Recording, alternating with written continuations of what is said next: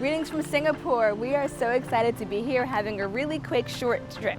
We have about 2.5 days in the city. We flew over for a long weekend, so we're going to do a lot of exploring and show you guys some of the top 5 or 10 things to do while you are here in Singapore. And if it's your first time seeing my face, my name is Malika. Welcome to my channel or welcome back.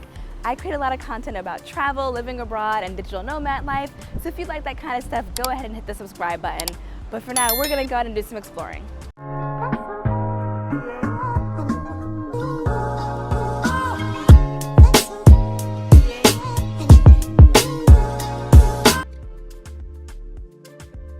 So if you're planning a trip to Singapore, you can't miss the Art Science Museum. The Art Science Museum is a gorgeous structure that features major exhibitions that blend art, science, culture, and technology.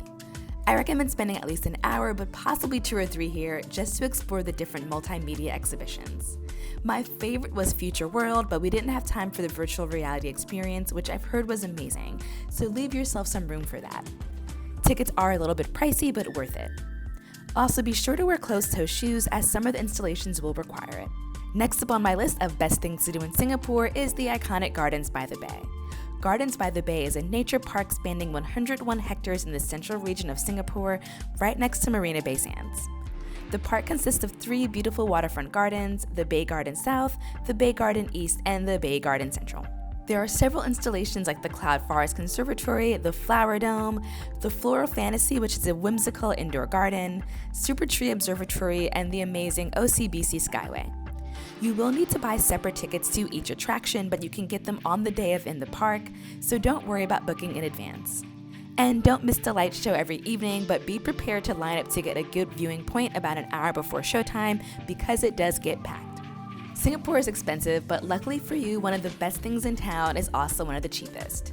Singapore hawker centers are basically large food courts with stalls around the perimeter, and they serve everything from full meals to snacks and drinks. You can find a selection of local Singaporean dishes as well as flavors from all over the world, like Chinese, Malay, Indian, and Western. Prices are cheap, portions are generous, and you can hop around sampling different items to your heart's content. We barely ate in a normal restaurant the entire trip because there is so much amazing food at the hawker centers and you cannot beat the prices. Just note that most vendors do not provide napkins, so bring your own, plus wet wipes and hand sanitizer. I know you wouldn't expect to go on safari in an urban city in Asia, but the night safari at the Singapore Zoo was a highlight of our trip.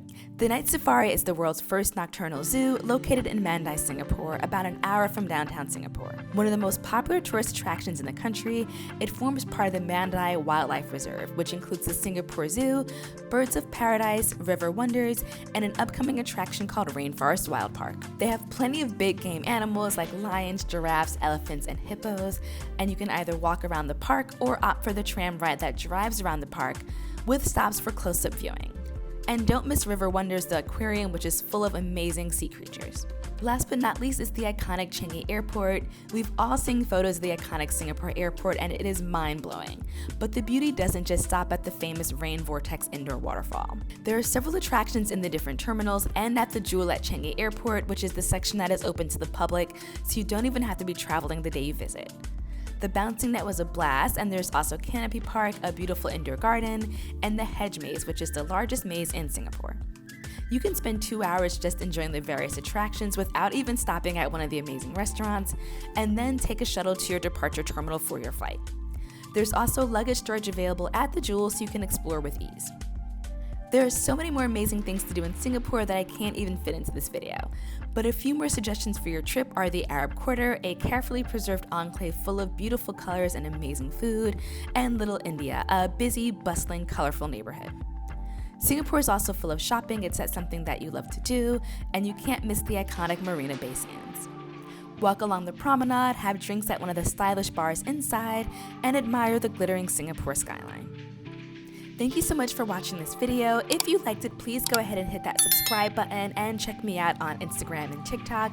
And of course, share this video with someone that you want to go to Singapore with. Thank you so much for watching, and I will catch you in my next video.